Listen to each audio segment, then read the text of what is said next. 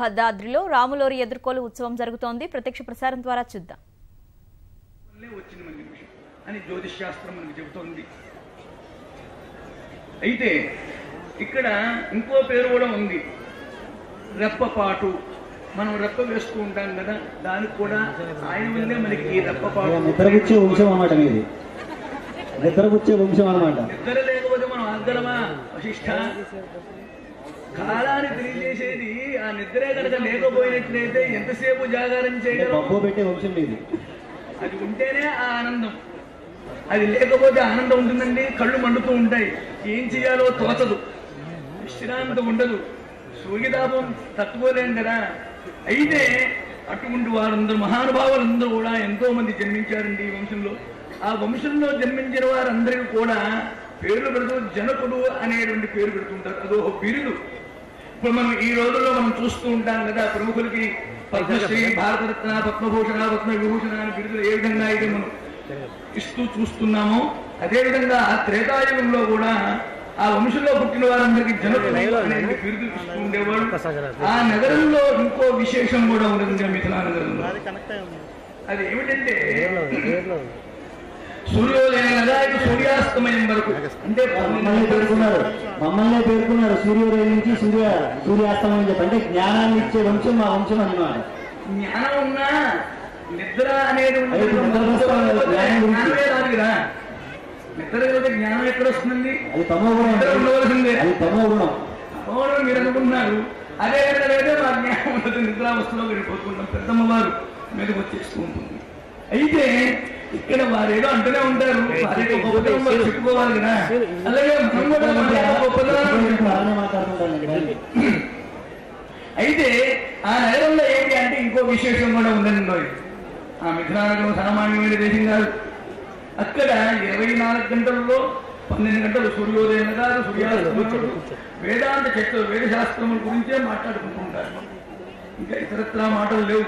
ఇప్పుడు మనం కూడా మాట్లాడుకుంటూనే ఉంటాం. వాళ్ళు 12 గంటల సేపు మాట్లాడితే మనం 12 నిమిషాల సేపైనా మాట్లాడుకుంటాం ఇవాళ రోజున. అంటే ఏమిటి, టీవీలో మంచి పురాణాలు రావడం, రామాయణం కానివ్వండి, భాగవతం కానివ్వండి, అంతకంటే మనం ఏం చెయ్యం.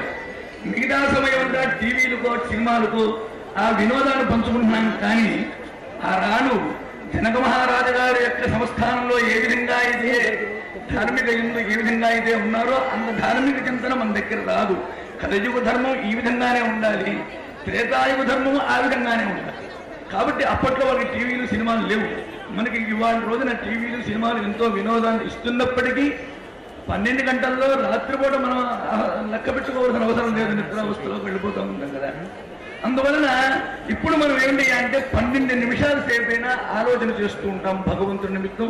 అందువలనే ఈ రోజున ఈ మిథిలా నగరానికి రాగలిగాం. మునీంద్ర తర్వాత కార్యక్రమం మీరు అందుకోండి.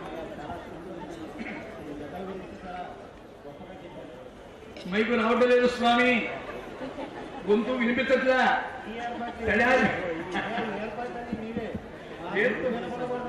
కూడా రాజకీయం పడినట్టున్నారు మీరు. ఇవన్నీ మీ ఏర్పాటే, మైకు వినపడకుండా, మా గొప్పతనం తెలియకుండా మీ గొప్పతనాన్ని సవరదీస్తూ చెప్తున్నారు చాలా గొప్పగా. మా యొక్క గొప్పతనం ఎలా ఉన్నది అని మీరు చెప్పవలసిన అవసరం లేదు. ఇక్కడ ఉండేటువంటి మిథిలా నగర వాసులు, అయోధ్య వాసులందరూ కూడా గుసగుసలు ఉన్నారు, ఎంతో బాగున్నాయని. గుసగుసలు కాదని నసనసలు పెడుతున్నారు. జై శ్రీరామ్. అయ్యా సరే, మీ పెద్దల గురించి తెలియజేశారు, చాలా సంతోషం. అయితే వైవస్వతో మధుర్నామ మాననీయో మహీషినాం అని చెప్పి కాళిదాస్ చెప్పినట్లుగా మా వంశంలో పెద్దలైనటువంటి వారు మనువు. వేదాలకు ఎలాగైతే ఓంకారం ప్రథమంగా ఉంటుందో అలాగే మానవులందరికీ కూడా మనువు మొదటి వాడుట. ప్రస్తుతం నడుస్తున్నది కూడా వైవస్వత మన్వంతరం, ఆయన మన్వంతరంలోనే మనం ఉన్నాం కూడా. అటువంటి వైవస్వత మనువు, ఆ తరువాత ఇక్ష్వాకువు, కుక్షి, వికుక్షి మొదలైనటువంటి మహానుభావులందరూ జన్మించారు మా వంశంలో. అంతేకాకుండా గంగకుని భూమికి తెచ్చినటువంటి భగీరథుడు కూడా మా వంశం వాడే. ఆ తర్వాత షట్చక్రవర్తుల్లో ఒకడైనటువంటి మాంధాత కూడా మా వంశం వాడే. ఇలా ఎంతో మంది మహనీయులు ఉన్నారు. అంతేకాకుండా రఘు అనేటువంటి గొప్ప వ్యక్తి ఉన్నాడు. ఈయన విశ్వవిద్యాగాన్ని చేసి తన సర్వస్వాన్ని కూడా దానం చేసినటువంటి మహానుభావుడు. కాళిదాసు కూడా కావ్యం రాస్తూ ఏ పేరు పెట్టాలయ్యా అంటే రఘువంశం అనేటువంటి పేరు పెట్టి రాసినటువంటి కావ్యం అది. అలా రఘు మహారాజు జన్మించడం జరిగింది. ఆ తరువాత అజ మహారాజు, ఆ తరువాత దశరథ మహారాజు మా రామచంద్రమూర్తి యొక్క తండ్రి గారు. 10 దిక్కులలో కూడా రథం నడపబడినటువంటి గొప్ప ప్రజ్ఞ కలవాడు ఆయన.